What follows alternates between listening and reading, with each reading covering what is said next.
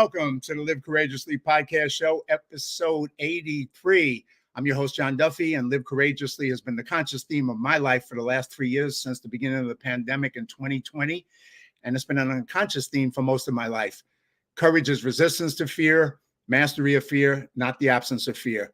There's something contagious about someone who is courageous. And today's show is with a friend and guest and courageous filmmaker, Jake Rademaker. And Jake is the founder and president of Metonia, I may be pronouncing that wrong, films, and he'll correct me, Perseverance Productions. And between 2005 and 2007, Jake risked everything, including his life, to tell the story of his brothers serving in Iraq.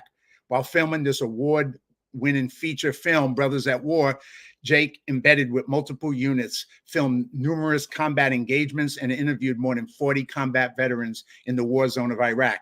The film played in movie theaters, premiered on Showtime on Memorial Day, and then was released nationwide. And then to follow that up, to help service members and their families process the experience and improve communication with their families, Jake created the Brothers at War Resiliency Workshop. And these workshops have been conducted for more than 40,000 service members and their families since 2011. In 2019, he partnered with the Gary Sinise Foundation on his latest feature film, Brothers After War, with Emmy Award winners Gary Sinise and Phil Gurin as executive producers. And Brothers After War recently world premiered and won Best Military Film and Best Documentary Audience Choice Awards at the San Diego International Film Festival. The film will be released in movie theaters next year in partnership with the Gary Sinise Foundation. And Jake has also written and directed, I'm jumping here, has garnered numerous awards, and he's a Canon Chasing the Light filmmaker. He is also a member of the Directors Guild and SAG-AFTRA, and has performed in numerous theatrical productions and films. He graduated cum laude with a degree in English from the University of Notre Dame, studied playwriting and drama at Trinity College in Dublin. Great place. And he lives in LA, where he's a dedicated father to two of his children, Josie and Noel. That's a short biography, and luckily I talk fast. So, hey, Jake, welcome to the show. Welcome to Live Courageously. Thank you for joining us. Hi, John. A pleasure to be here with you today. Well, great, man. Well, you've had a fascinating journey. I usually like to start the show out with two quick questions. The first one is, how did we meet, if you recall? That's my first question, because most of the guests on my show have been people I know in the real world, not on social media. So I usually tend to, kind of want to start there. So if you remember how we met. I do remember. George Ohan actually was working for me, and we were reaching out to all these National Guard units across the country. We reached out to about 37 different units. I'd already worked with about 10 different states, but we thought we got to get the word out to all the other states. So George was part of that. He was also helping me with some production. And he said, I got this guy, John Duffy. I think you guys have a lot in common and would love for you to meet him. And I said, sure. So then you came down to the office right here, and we just talked for a couple hours. And I remember you telling me about being a mailman and being inspired to make a change in your life, and then getting into film production. And at the point I was talking to you, it was like, here you were 37 films later. So that was how we met. We've stayed in contact over the years. Well, yeah, I remember. You remember all that. That's impressive for me, man. But it was a great meeting, and I was really impressed by your film, Brothers at War, and also impressed by, because George Ohan, told me about you, and he's a great guy. He was someone I was mentoring, also Army veteran, and also I was impressed by what you were trying to do with taking it beyond just being a film that people get entertained, but to take it further and begin to help veterans and their families deal with the issues that they faced coming back and transitioning, and all the issues of resiliency that they needed to go through. So I found all that just really amazing stuff that you were doing. So it was an honor to meet you, and I was really wanting to see at the time if there's anything I could do. And so it's glad that after all these years, we're back again and talking to each other on this thing.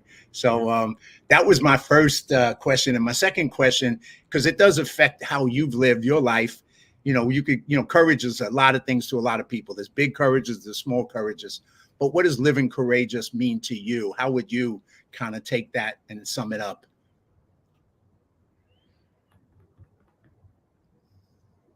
I did a little boxing at Notre Dame my sophomore year, and I learned that getting hit in the face, the fear of getting hit, was worse than actually getting hit. Hmm. And you know, I did that in some ways to be able to stick up for myself, to not be bullied, to always, you know, lean into the things that needed to be leaned into, regardless of fear. And I think that, you know, when I was presented this situation of my brothers coming home from Iraq, and they were angry, they were distant, and they told me the truth wasn't coming home. Uh, you know, as a family member, that pissed me off, and I decided to do something about it. Um, so I think there's a lot of things that I've done in the course of making that film that a lot of people would say was pretty courageous. But I tried to prepare as much as I could. I'm sure I was underprepared compared to some, but I don't know. I just went for it. I just felt like, well, it's odd to say, what do you have to lose? Because that's your life. But I really felt like it was really important. I felt like there were a lot of other families going through something very similar. So I felt like it was worth the risk, you know. Climbing into a hide site with a bunch of snipers in the worst part of Iraq and the Sunni Triangle is crazy, kind of. I guess that's living courageously. But when you live courageously, you get an opportunity to see things that you wouldn't see otherwise. You get a chance to feel things you wouldn't feel, and it transforms you as a person. So I think that, you know, that transformation and the other people that you get to be around is so worth the risk. And then for me, it's about, you know, looking at like that, you know, that thin line between insanity and courage, right? You gotta like, is this worth the risk? Is, you know, why am I taking a risk? You know, like, but I think there's another aspect of courage, right? The other aspect of courage is, obviously it takes courage when your life is on the line and you're continuing to say, make a film or do something. But there's another kind of courage where you are courageous enough to follow your dreams, to take the risk, to not take the easy way out, or to take a job when really what you want to do is gamble your life savings on telling your brother's story or making a documentary film. And I've done that as well. And I don't know why. I think it's a matter of faith and a matter of knowing that, you know, that quote, most men live lives of quiet desperation, and knowing that I don't want to have regret when I get old. I'd really like to look back and go, well, I'm glad I did that. You know, I was called to do that and I answered the call. Well, it's like that, you know, saying to leave it all on the field, or I play basketball, leave it all on the court. You know, it's like you live a life where you can say you left, you know, you played all out, you gave it your all. You're right. You don't live with regrets. You know that you did everything you wanted to. You may not have achieved it, but you went for it. You gave it everything.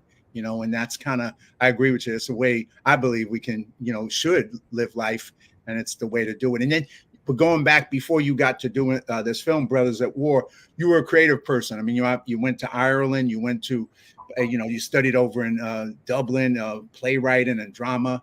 So you came out of a creative world, which, like you said, that was too going for your dreams. You were going for your creative dreams. And then somehow that next step was to lead you to the next step. But what was that like? What took you on that journey at first before you went to the next journey with Brothers at War? Well, you know, I was an athlete in high school, you know, and a bit of a scholar, even more than I was an artistic person, quite honestly. Huh. I even got out of art class to take an overload in math and science. I wanted to go to West Point. I wanted to be a soldier. I wanted to be a fighter pilot, frankly. I wanted to be a pilot like my grandfather, who served in World War II and flew 17 bombing missions over Italy and then fought the last 6 months of the war with the Italian partisans. That's what I wanted to do. But I, you know, put glasses on and saw leaves for the first time when I was 7. So I knew I was never going to be a pilot. So I thought maybe an infantry platoon leader or a company commander was a cool choice B. And so I wanted to go to West Point, but my eyesight was so bad I couldn't get in there either. Wow. So I actually, you know, then went to Notre Dame as a backup, and then I went to Ireland my junior year, and I somehow got into a playwriting class. I started auditioning for plays. My eye doctor had said I made a spot on the boxing team at Trinity College Dublin. I was going to be like the welterweight, traveling around the UK boxing for Trinity College Dublin, which is incredible, right? That is. But you know, my eye doctor had told me while I was still at Notre Dame, he's like, look, your myopias are half the size of a normal person's because you're so nearsighted. If you get hit too hard, you're going to have a detached retina. Put your hand over your eye, that's all you'll see for the rest of your life. Oof. I still boxed, and my dad didn't make me quit, even though he was a doctor. But I got my bell rung by the guy whose place I took at Trinity College Dublin. He went out and bought some great headgear, and I never got knocked down as a boxer, but boy, I got my bell rung, and that was on a Friday. And then on Tuesday, the cloud cleared in playwriting class at like 3:45 in the afternoon. I told my dad about it, and he's like, "Congratulations, you just had minor brain damage. Now might be a great time to give up the boxing thing." So I was like, okay, well, I'm never going to be a professional boxer. I knew that all the times I did it. I liked it. It was for me. It was great for my confidence, but no, I was never. So I leaned into the acting thing and the writing thing, and I loved it. So the first time I ever acted in anything, John, was my junior year of college. I did 5 plays in Ireland. I won some writing awards. I came back to Notre Dame. I threatened to drop out, move to New York, and try to be your neighbor. Pissed off my parents. We made we made a deal after yelling at each other for, 2 or 3 days straight, 4 hours in a row, that I would finish college, but then I was going to go be an actor and a writer. So I went back to Notre Dame. I did another 3 plays. So I did 8 plays in the last year and a half of college, won some writing awards, and then I moved to Chicago and started my acting career. And I got a job as a temp, and I put all my money into writing classes and acting classes. And then year 2, I had this Juilliard grad who said, "You need to just go do some plays." I did 6 plays my sophomore year, 6 plays my second year in Chicago. And then one thing led to another. And, in 2003, I did 6 leads across the country in Shakespeare comedies. And I did a film as a quadriplegic, and then said, "Oh, I really like this film thing." So I moved to Los Angeles. I couldn't get arrested trying to get an agent. I walked into 83 agencies. No one would give me an audition. No one. And at the same time, a friend of mine turned my little CD in to William Morris. So at the time, 83 agents won't let me audition or even do a monologue. William Morris calls and said, "We want you to come in." And I signed with them within a month. Wow.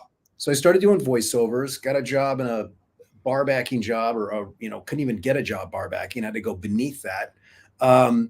I think my first job was a voiceover job. And then in 2004, I made a little bit of money doing commercials for Scion. And at the same time, my brother was writing me emails from Iraq. And at the same time, my brothers were in Fallujah with the 82nd Airborne. And I remembered sitting on my couch on 9/11 in Chicago when the towers came down, and I was deeply, deeply affected by that. My own brother, who was not in the service, a month previous, August 11, 2001, had died. He'd overdosed. And so that was the 1-month anniversary. So when I watched 9/11, I felt profoundly 3,000 families just lost a son, a father, a brother. And my heart just went out to those folks. And we had the firefighters that ran in. And I also at the same time knew my brother Isaac, who'd wanted to be an actor, saw me not get into West Point, and then said, well, I'll go to West Point, and did. So my brother is a West Point grad, wow, a Ranger School grad, and a platoon leader in the 82nd Airborne. Wow. So at the same moment I watched the towers go down, and I know what it is to lose a brother, and my family knows what it is to lose a father and a son, because he had a 3-year-old boy left behind. I also at that moment in time knew my brother was going to war. And my other brother, Joe, had always wanted to be a soldier since he was a kid. And Joe, at 17, mom signed the papers. He graduated in 3 years with the worst grades possible, but he got out of high school in 3 years. And he turned 18 in Fallujah. Wow. And my brother pulled strings and got him on a 2-man sniper team. So, at the time, my career is, I'm like, what am I doing? I'm doing Subway commercials here in Los Angeles, or car commercials. My brothers are fighting a war in Iraq, and now they're telling me the truth's not coming home. I said, I have to do something about this. And so I took all the money I ever made from voiceovers. I started a production company, and I started filming all by myself. I started doing these interviews, and I made this, I got this college student at LMU, Connor Caldwell, great guy. The assistant to my agent hooked us up, and he really liked what I was doing. So I paid for his plane ticket to come out. And the start of Brothers at War was kind of Jake sneaking on base. I was allowed on base because I was a family member, and it was kind of like a high-end home video. I just happened to have my friend who's, got his not a Z1U that hadn't come out yet, a DVX 100, and so all this, and literally that's the start of Brothers of War. And thank God, living courageously, I took a shot, and we filmed that, and then I made a 7-minute piece out of that. And then somebody in the lobby, William Morris, hooked me up with Norman Powell. He saw it. He fell in love with what I was doing, and I just wouldn't let him escape. I was like, you have to you have to stay on this project. But he became my mentor, and really just helped elevate the whole project. And eventually I was able to get permission from the Army to go to Iraq. Now, what year did that start? What year did you sneak on the base and do that kind of home video and start that process? What year was that? So it was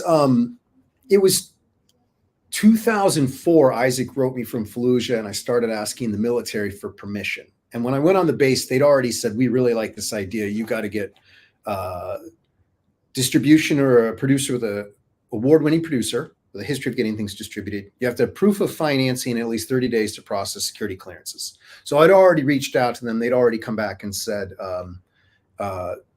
we like this project. So that was then 2000.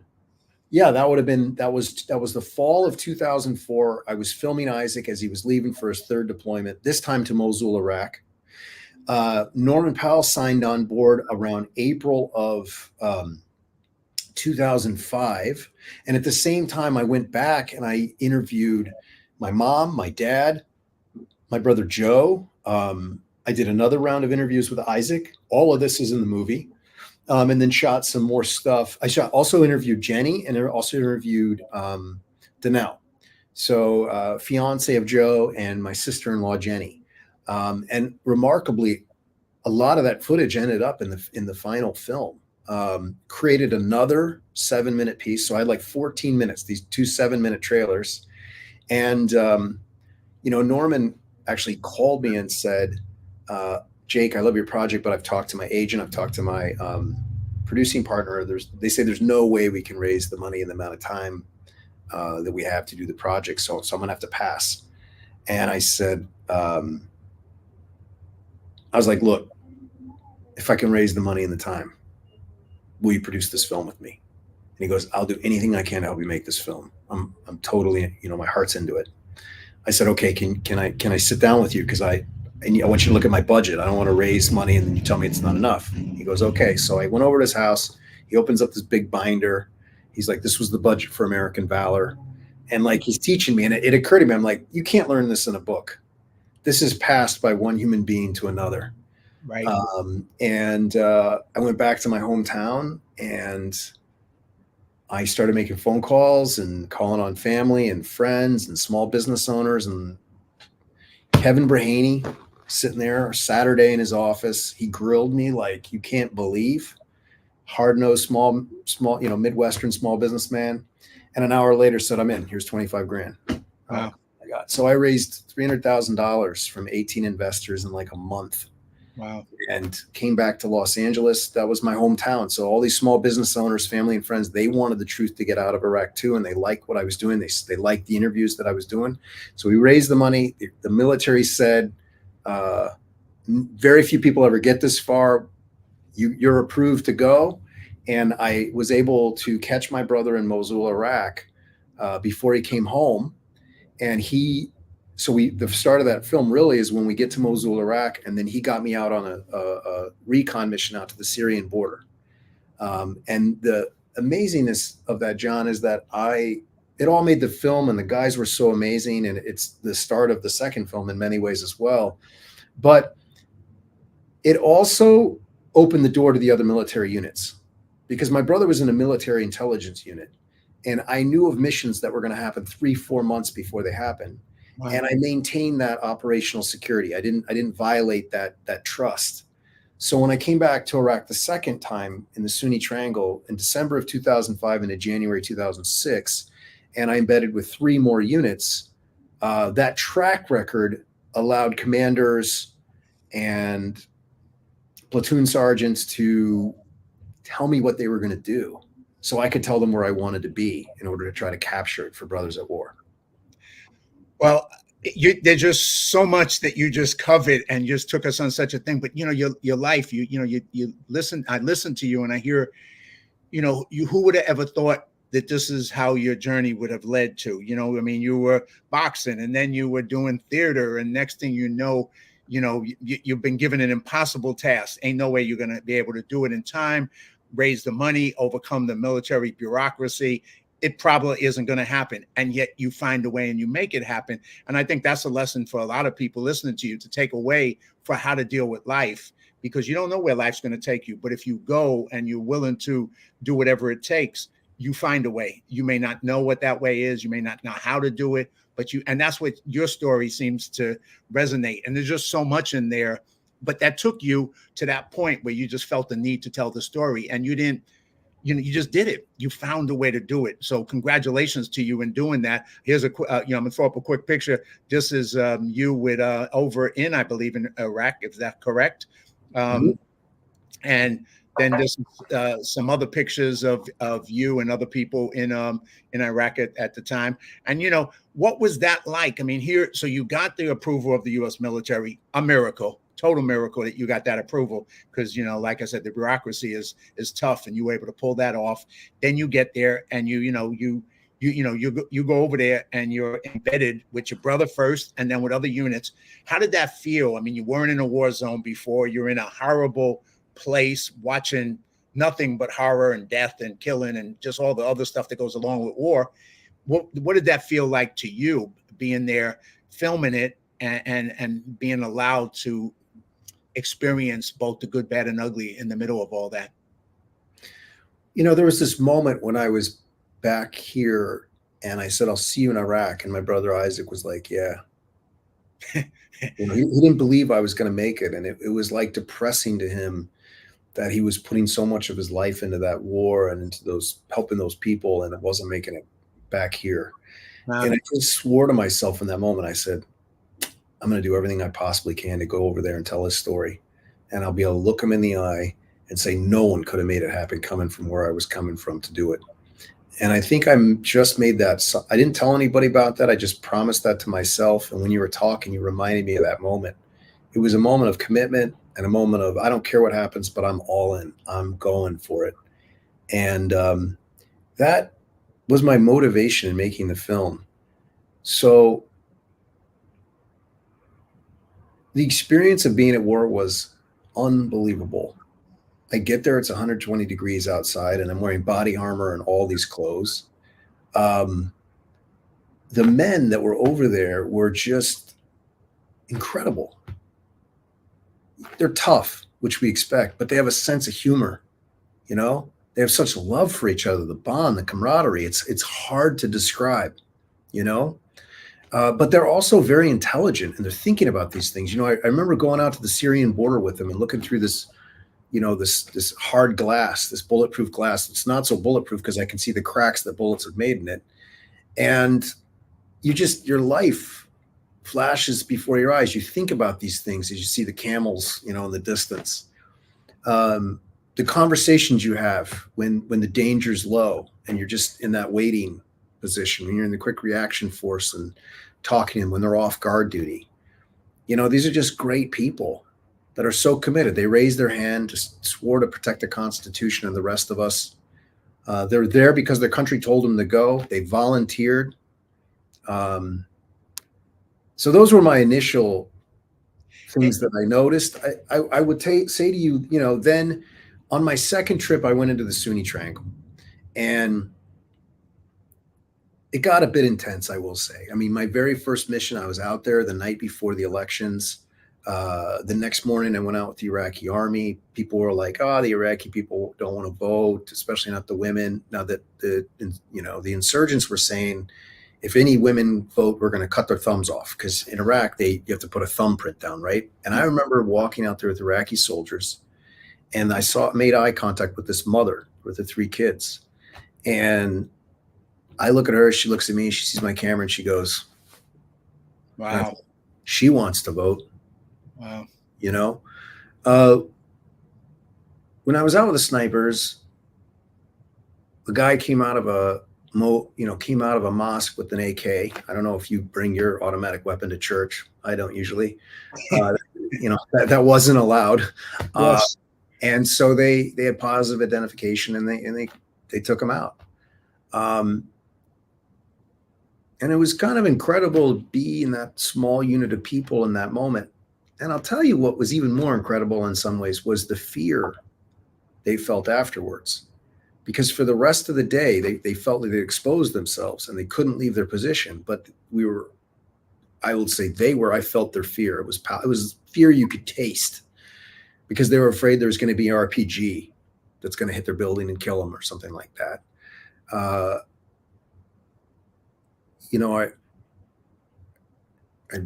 ran after Iraqi soldiers when bullets were flying.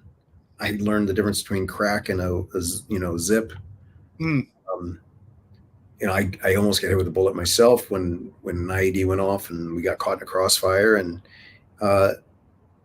it was just interesting to see some soldiers were really dialed in, and then others were doing the death blossom, they used to call it. And then one of the most amazing what is that? The death blossom? Oh, you never heard of the death blossom? So the death blossom is so I also went out with the Marine advisors. And some of those are vivid characters in Brothers at War. And then one of them I followed up with in Brothers After War. Gunner David Keniston I followed up with. And the death blossom was this thing American soldiers and Marines used to describe this emotional response to combat that sometimes the Iraqi soldiers would have. And when they would get shot at, sometimes they would just spray bullets in every which direction. They just throw bullets down the range, right? Which, from an American perspective, is wrong. They want you to look at what you're shooting at. If you see something you can shoot at, you're a private, positive indicator, then you squeeze the trigger at that target. Otherwise, because you can hit, that's how collateral damage happens. That's how you hurt. You can hurt other people. And you're wasting ammo. It's just for a lot of reasons, because the adrenaline rush, right? The fear, all that stuff starts to kick in. And if you're not, so you have to kind of train yourself to counter that, or to channel that into be something that's productive.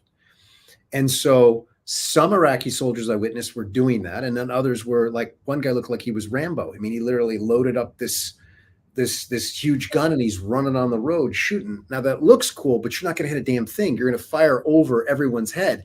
And in fact, one of the Marines had to call the helicopters off because he was afraid that these 50 cal bullets were going to go into the air and hit one of our helicopters.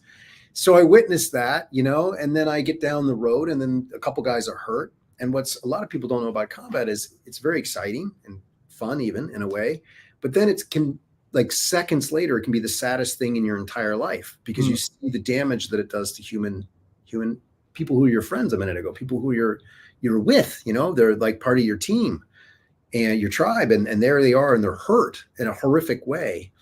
And one of these moments is in Brothers at War. And remarkably, I was doing an interview. And so I'm Mike, so you can hear, I don't want to turn this into a rated R show, but you can hear the things that I say under my breath. You can hear it in the film when the explosion happens in the middle of the road, you can hear my heavy breath after all the gunfire and when it's over, right? Because it's like, you don't really know when it's going to end. You don't know when it's going to start. And, but also there was this amazing moment. And this moment we revisit it in Brothers After War, where Gunner's on one knee and he's caressing the face of a wounded Iraqi soldier. And the tenderness and the kindness in that moment was just incredible. And for me, that was grace on earth. And I pushed in and got a close up because I thought it was one of the most extraordinary things I ever saw. And then we walked back on the road and we had conversations. And then the next thing you see in the film is he's talking to those Iraqi soldiers and he's giving them confidence. And he's saying, if I fall down, I want you to keep fighting.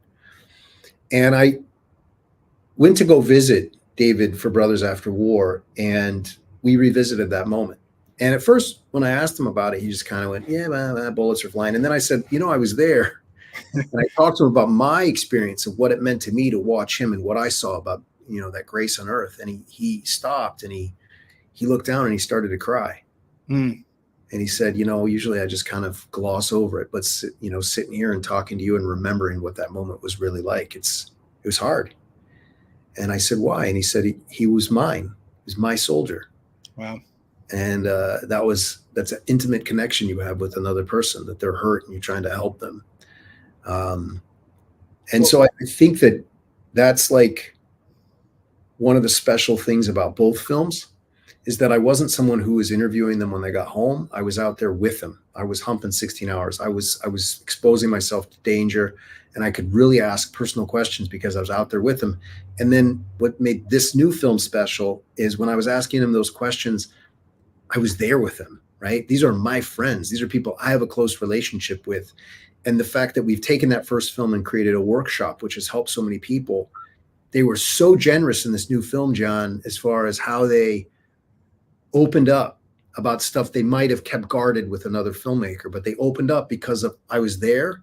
And secondly, because there's another purpose to this entire film project, and that is these workshops where we use these films to make it, difficult subjects easier to talk about for other veterans to open up and talk to their members of their family, or if they're in our workshop, in our group discussions.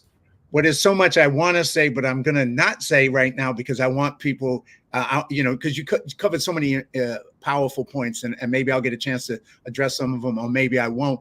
But what I want people to do is see what you've been talking about, because it kind of leads to seeing first the Brothers at War, so we can watch what you created and the audience can see that, and then we'll come back and talk on that. So let me just take us to that right now, and we'll do that.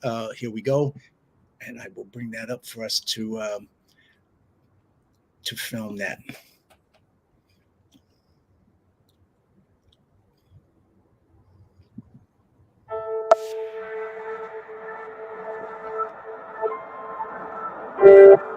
I have two brothers serving in Iraq. I think it's important for people in the military to have families, because it's a constant reminder to them of why they're doing what they're doing. My brothers are putting their lives on the line. Why are they doing it? I need to know. So I set off for Iraq to find the answers. What's up? Oh, I told you I'd make it. I was anxious to get started. Oh, let's go, rookie! I wanted to see life through their eyes. When do you put your sunscreen on? I never put any sunscreen on. Really? Can't let people at home know we have M&Ms. Gotta make it seem worse than it really is. Yeah, it'll be a good experience. Nothing too crazy that'll get you killed. What I found was unlike anything I expected. There's 3 guys with rifles! My understanding grew of the tougher, uglier side of war that soldiers like my brothers know all too well. Imagine it's like you're going in the house fully geared up. It's like the best. I think he's changed. Joe's always really afraid to argue with me or yell at me. Now whenever he gets mad, he just screams. I expect you to fight! Sometimes I'll flip through the pictures of my daughter, my wife. He's sacrificing everything because he wants to make this world a better place for her to grow up in. It's very different over there. I mean, it hurts a lot to lose a fellow soldier. Don't know how we got here. My friends here are closer than almost any friends I've ever had. Don't know what's ahead. I'm gonna come home, and the one thing I'm gonna want to do is hug her. And she may not let me because she won't remember who I am. Ever we are going. These guys take you on as a brother. They care about you. Is it worth it if it costs your life? I'd give my life for America any day. Wouldn't think twice. Brother.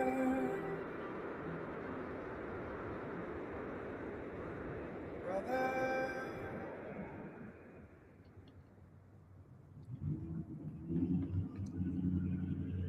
Wow. I remember when I saw it. It's such a powerful story there.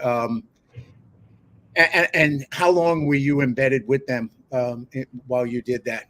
I spent about 3 months over there from 2005 to 2006, about 5-6 weeks with Isaac's unit, and then down a little further south of them. I did some work about 45 minutes south of Mosul and out to the Syrian border.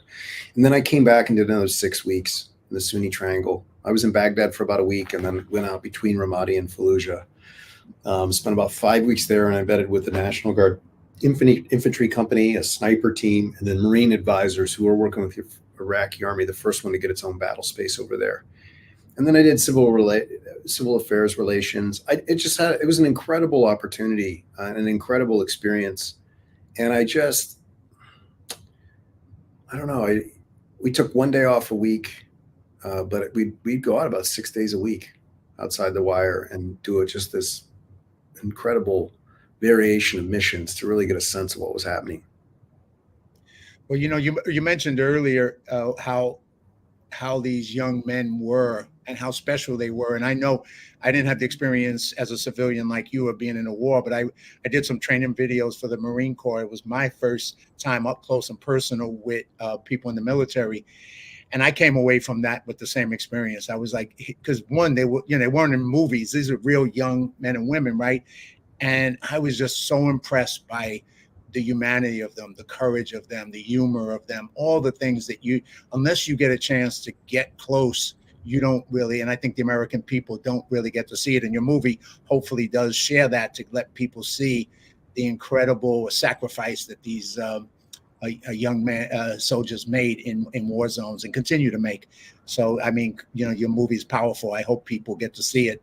But I know for me, that's one of the things I take away from it, that you were able to take that and show us behind the scenes who these people are, risking their lives. And like your brother said, willing to do it, even if it meant death. I mean, that's just, I don't think most people can understand that, really, not on that level. Yeah, it's incredible. It was just an incredible experience and incredible to witness our service members up close and personal like that. And, we also had a few women in the film as well. And I had an opportunity to see some women overseas. And in fact, in Brothers After War, one of the 12 war fighters is Jen, a female intel analyst who was 19 when we made the first film. And I interviewed her. I thought she was extraordinary, just amazing sense of humor, very smart, quick wit. And follow up with her 15 years later. None of that has changed. But quick thing she said, I think it's so funny, and it's indicative of this new film because there's a lot of humor in both films. There's a lot of humor at my expense in the first film, just a lot of humor in general. Some of that. It was an adjustment period, going over there and taking on war correspondent duty, and that humor is at my expense. But in the new film, one thing, Jen, I interviewed her at 19 years old. This is in the new film. She goes, I was working with other people's kids before the military. I just don't like working with other people's kids. Cut to 15 years later. I just love working with kids. He's an occupational therapist in Las Vegas working with kids with special needs. And she's a doctorate in it. So it's just extraordinary. But back to your point you just made. Yeah, the level of commitment, I just don't know if Americans, the 99% that didn't serve in that war, really fathom the sacrifice and the devotion that the War on Terror veterans made. Gunner deployed 13 times. My brother Joe deployed 9 times, 9 deployments. And one year when he deployed, where he was in special forces, special operations, he was home for 6 weeks, the entire year. My brother Isaac deployed 7 times. Wow. A lot of the people I followed up with deployed 7 times. That was sort of the average of the number of deployments over 20 years. Can you imagine that? 7 deployments, 7 years of your life overseas in Iraq or Afghanistan?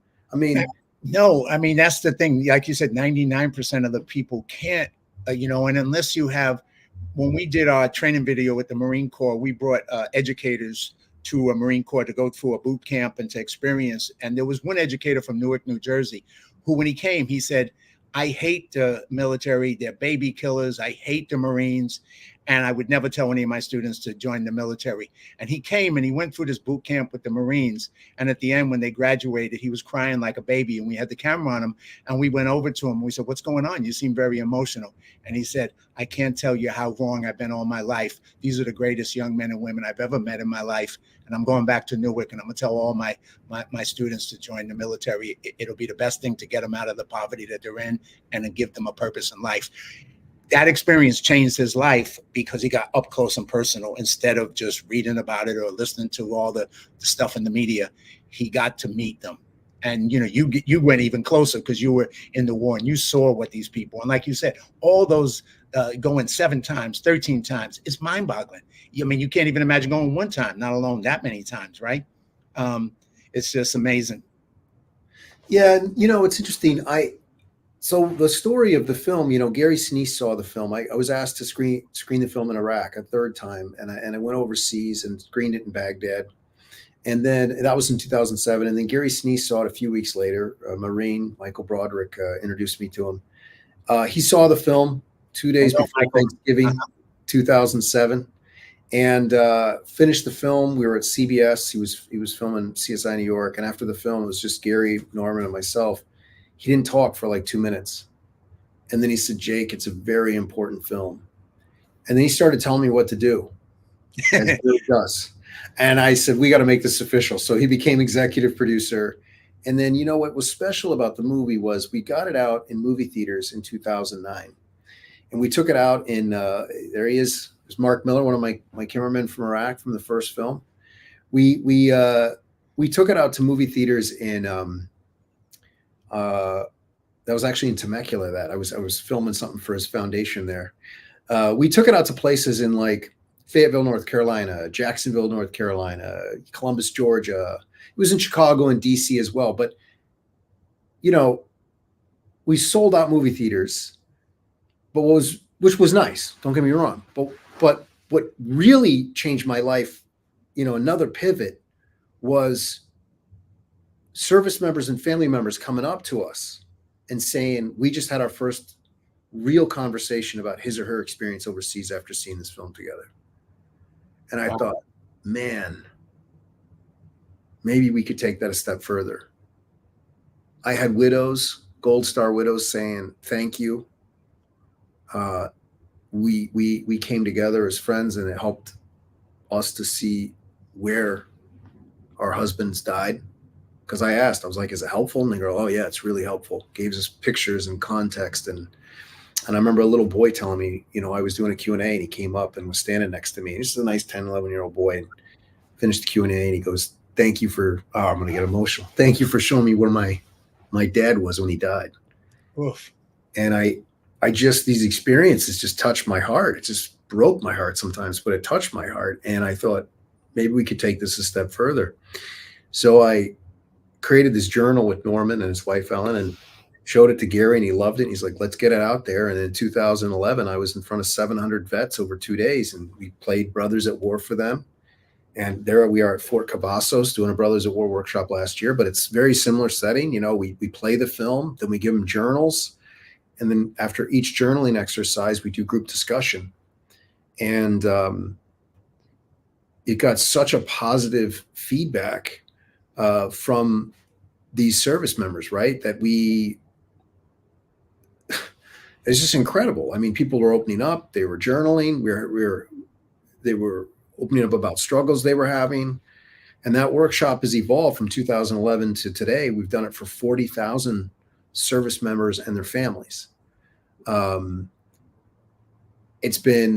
been told it's been the first step to saving a number of marriages. I've been told by counselors and by people that counsel utilization has gone way up after the workshops.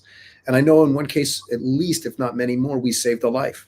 Someone had told the guy next to him he had a plan to kill himself, and he opened up about it. And we were working with the USO that day, and we were able to get him some help.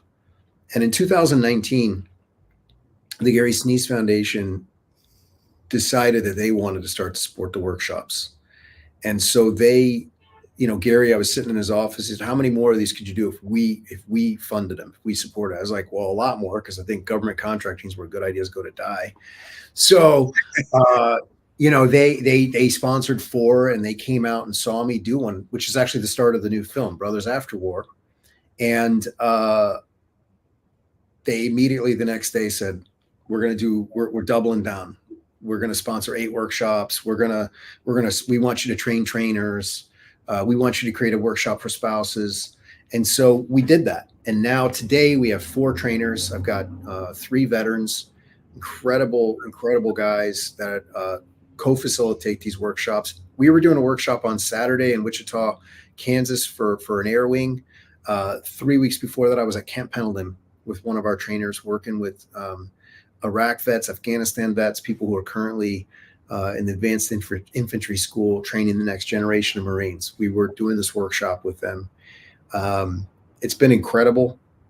And it's also led to, you know, at the same time they started sponsoring these workshops, I said, you know, I'm really curious. I've been working with all these other veterans when they come home from war and helping them process their experiences and helping them take the next step and teaching them resiliency techniques in the course of this interactive workshop. I'm really curious about how my friends are doing, like really doing.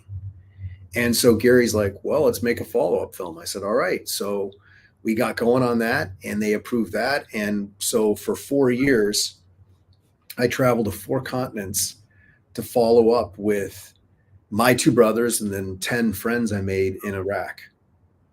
And that film is Brothers After War. Well, we're going to have to do another show because there's so much I want to get into, but I want people to see Brothers After War, the trailer. So why don't we go there right now? Let's watch that, and then we'll come back and we'll talk as much time as we can, because an hour is just not enough time to cover everything you've done, man. And you know, once again, thank you. So let me just throw Brothers at War up for everybody, After War, for everybody to see.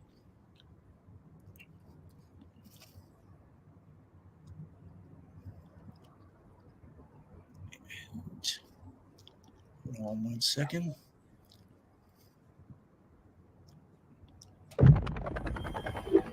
Have you ever been in a river and you open your eyes? You don't see anything, it's not clear. You go down too deep, it gets darker. You need someone to stick their arm in the water. You need someone to grab you, pull you up. One of the hardest parts of being a warrior is coming home. I was angry at everybody.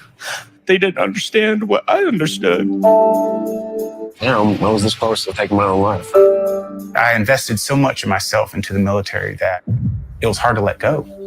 I'm doing this documentary right now because I want to see how the guys that I embedded with years ago are doing, how they're really doing.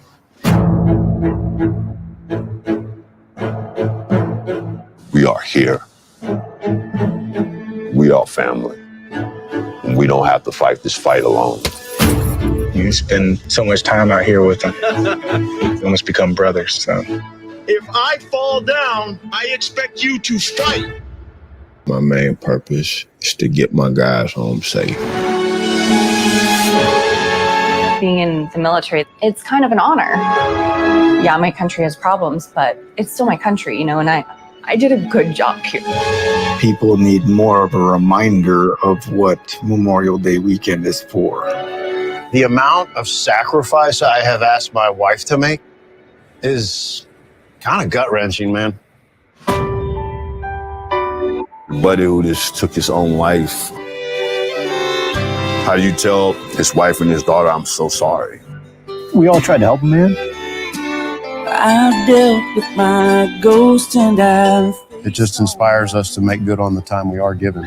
If it helps save another soldier's life, to share my experience. Hey, dude, you need to stop putting this facade like you're John Wayne. You're not, bro. Nobody is. I'm moving on. It's a breath of fresh air to know that people still care. My favorite moment would be now. I'm going to make the most of that next chapter. I have friends out here that might need me one day. And I want them to know that I'll be right here. Coming home has always been the hardest part of being a warrior. But if we walk beside them, they can make it all the way home. I'm moving on.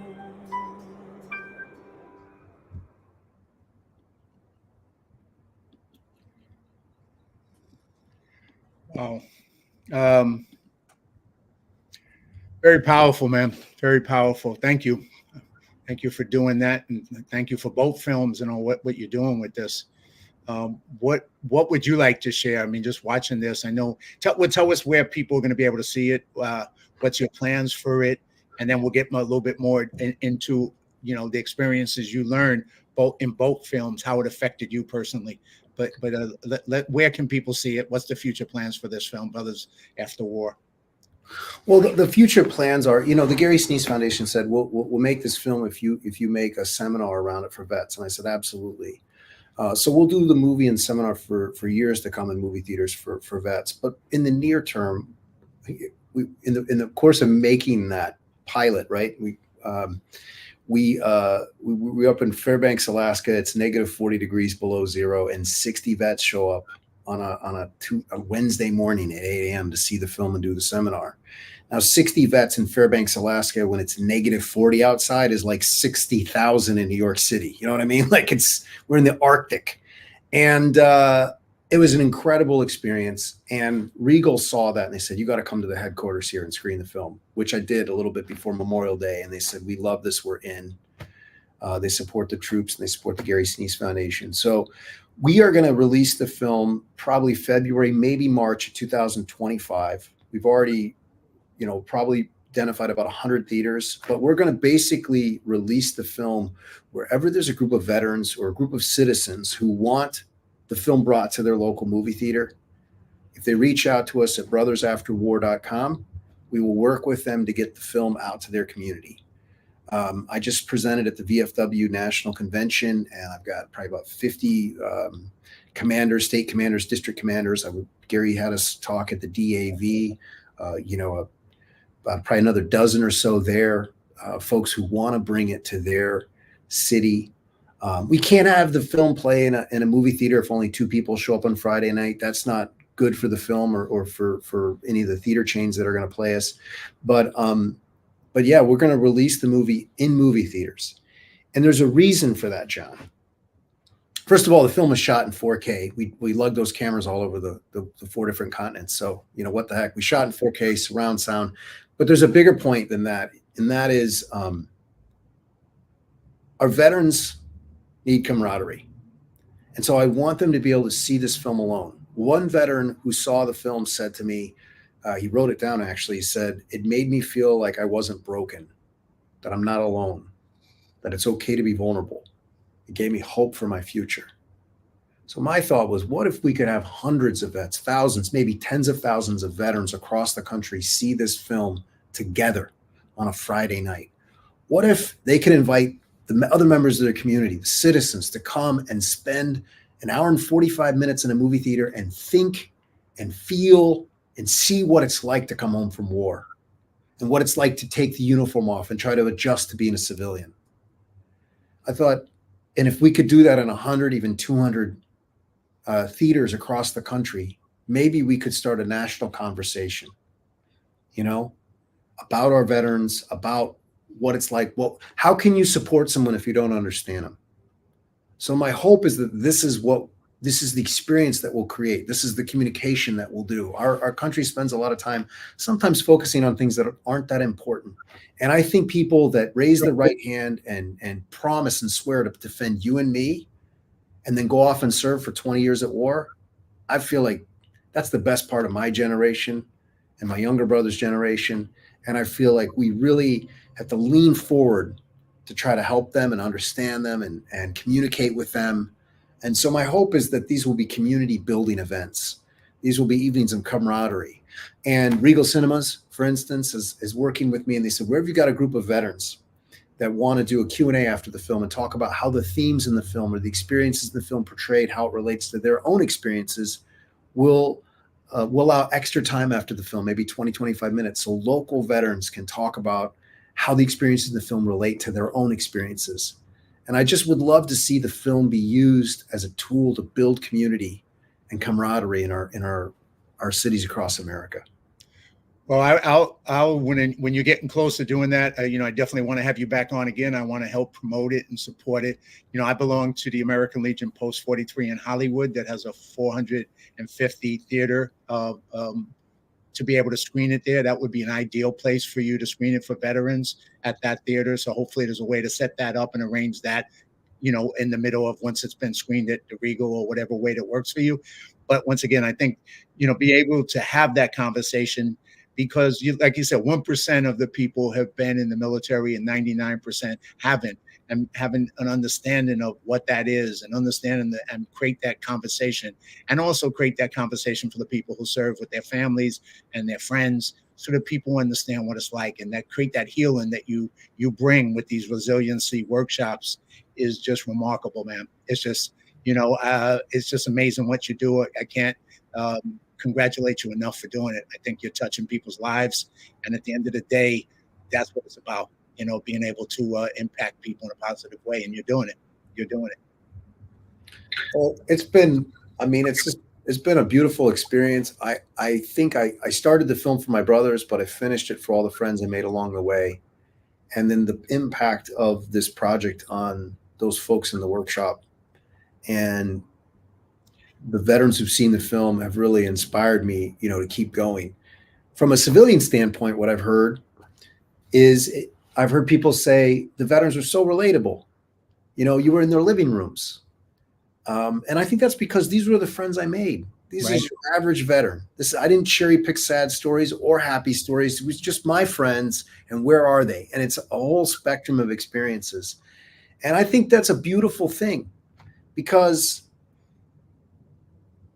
not only do I want people to come together at American Legion Post, and I will take you up on that offer to go up to Hollywood. We were at the Newport Beach January 6th this year, and 120 vets, some of them from Vietnam, standing ovation of the film. I bet. It blew me away. I didn't expect it, John. It blew me away. I was like, wow. I think the Vietnam vets felt like, yeah, this was my experience too. This was difficult for me. And they saw their own story and the story of this generation of veterans. I love that the film is accessible and has some humor and some hope, and it's a full meal. In working with Gary Sinise, that was something that he really wanted for the film too. There's a lot of solution in the film. There's a lot of opportunity to learn how others have navigated the obstacles of coming home. So, I'm very hopeful for that. I mean, the fact that you partnered with Gary, I've had the honor of meeting Gary. Here's just a picture of me with him one time. Obviously, the events that he's done, the GI Film Festival, his band that he plays, concert for Defenders. I mean, he's just truly, to me, he in the film industry, he's a hero. To me, he's one of my heroes, that he's a role model for giving back and doing something that makes a difference in life. So the fact that you partnered with him on these films and are continuing to partner with him, I think, you're partnered with one of the best, as a civilian as well. So, that's such a great thing. I'm glad that, it's that you're working together to make this happen. Yeah, he was extraordinary to work with. I mean, he's one of my heroes because, he started his career in Chicago at Steppenwolf, and that's where I started my career. And he's got military family members in his family. So he's a military family member like me. But then he's also an award-winning filmmaker. Like Of Mice and Men was amazing. I saw that when I was younger. And so it was exciting to work with him on this because he saw the film. I was super nervous. I think he felt it. 10 minutes into the film, he laughed a couple times. And I'm like, okay, he's laughing. That's good. Sense of humor maybe not everyone gets. He gets it, which is a blessing. And he goes, Jake, I'm really glad the foundation decided to do this. I was like, oh, thank God. All right. We watched the film, and I'm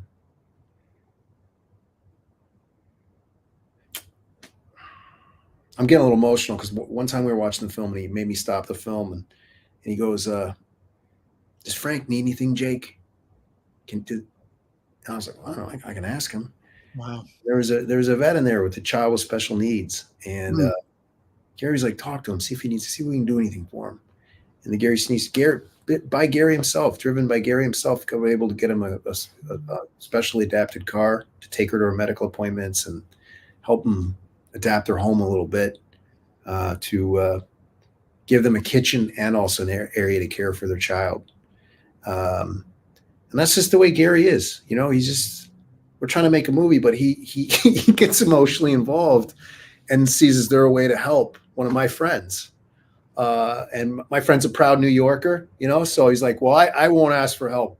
Sure. I'll let you talk to my wife. And so I talked to his wife the next day, and she's like, he's not going to ask for help, but we could use a little bit of a bigger vehicle, or, you know, we were looking at taking a second mortgage out to add on to the kitchen so we can have a kitchen and then also an area to care for him. And, you know, that sums Gary up. You know, he's an incredible humanitarian, and it's been amazing to be a part of that mission. You know, we're one of 34 programs of the Gary Sinise Foundation. So it's wonderful that they call us in sometimes, you know, suicides or something like that. They say, hey, can you go work with them? And we go, absolutely. But artistically, it was exciting to work with him as well, because he gave me all these notes, and he never tried to he was never didactic. He was never, you have to do this, you have to do that. He was just like, here's what I think the issue is with the film, or has the film made its point and you make it again. And then one time to address a concern he had, I snuck off and jumped out of an airplane. And I told him I did it. He just looked at me like he wasn't, you know, he was like concerned. He's like, you know, and then he watched the next cut of the film. And there I go, Derek Fisher, you know, he's a young man, 120 degrees outside. He goes, there's nothing like, this is in 2005 next to the Sunni Triangle. He goes, there's nothing like going at the ground 150 miles an hour. Wow. So we cut to, now he looks like a Viking. He's a professional skydiver after 20 years, including Delta Force. And so what do? I got to go skydiving with him for the movie. Wow. So, you know, it obviously production value, some excitement, gives everybody a fun break. And we watched that sequence, right? And Gary's just sitting, just the two of us were watching. He goes, that was a good idea. Yeah. So he was incredible to work with. You know, it's not every day you get to work with somebody you looked up to your whole life, and then all of a sudden he's the one giving you feedback and pushing you to make the film even better. And little does he know, getting you to jump out of airplanes. You know, and I sat with the executive director of the Gary Sinise Foundation. I said to Don, I go, the things I do for the foundation, you know, jumping out all in one shot. I mean, literally, you see the shot of me. I'm outside of an airplane. I go like this. And then all of a sudden. Was that the first time you did it? It was the second time, but I tell you, it was years later. It was, and there was a moment when we were just standing out the front door that I'm like, what are we doing? Why am I doing this? You know what I mean? Right. And jump, you know, and then you go, live courageously, right? Like, oh. I've only done it once myself, and you're right. To do it a second time, I would think the same thing. But for you to do it, I understand it, right? It's like, but you made the movie better. I can't wait to see that one, man. I can't wait to see that now that I know the backstory, and the audience does as well. Well, I'm going to close this out. We got to do another one. We're going to have to do it closer when you're ready to go to film, and we'll just focus on brothers after war and the resiliency training that you're doing with that as well. And we'll do a whole show on it, because 1 hour has been, I feel like I've only been talking to you for like 10, 15 minutes. So it's been that. So I'm going to let you, any last thoughts, any last things? People can obviously check out your website, brothersafterwar.com, to stay in touch, to get information, to check out all the information you're doing. But why don't you take it off and give us some closing thoughts? Yeah, I would just say that the timing of this podcast, we are building a coalition of like task force commanders to bring the film to your community. So if that's something you're interested in doing, please reach out to us. We have a little form on the website. If that's not something you're interested in, but you want to see the film when it comes out, just sign up for our email list. We don't spam people. And then, you know, we're on Facebook and Instagram and Twitter and all that stuff. So I would encourage people, those who are social media folks, to, you know, share our posts and get behind, and in whatever way is comfortable for you, spread the word. It'll be in people's living rooms after that. But I would just, if someone has heard something that inspired them, if they feel like this is something that might help a friend of theirs, or it's a story they could relate to, we've learned that movies make tough subjects easier to talk about.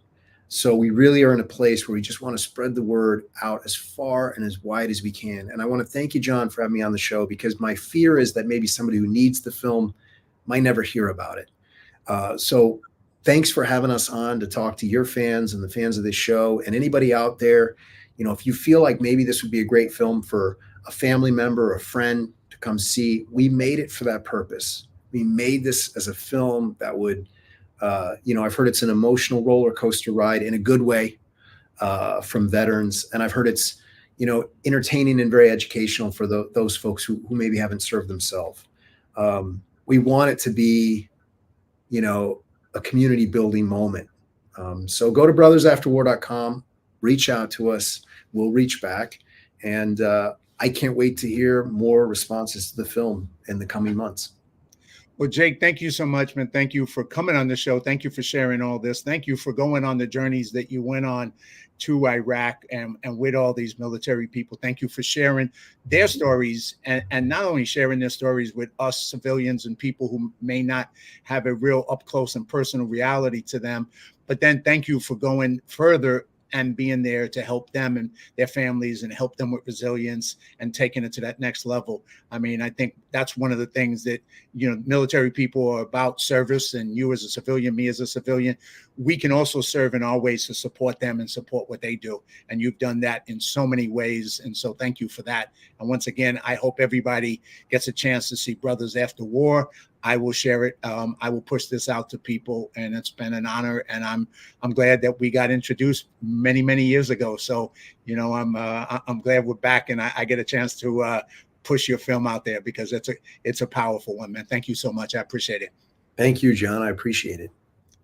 All right, I'm gonna close out the show, and thank you everybody for watching. I hope today's show with Jake inspired you both to live courageously and to be willing to make a difference in this world and serve others with the gifts that you've been given. His gifts came across in both these films, Brothers at War and Brothers After War. And so I hope you get a chance, spread the word, share it, do anything you can to support this effort, and I'll be doing the same. And if you haven't seen the previous 82 podcasts with some of the amazing, courageous friends of mine, you can check it out on my YouTube channel, livecourageously.com, or on my live/courageously.com website. And so I hope you will go further and you'll check this out. So that's where you can check out my shows.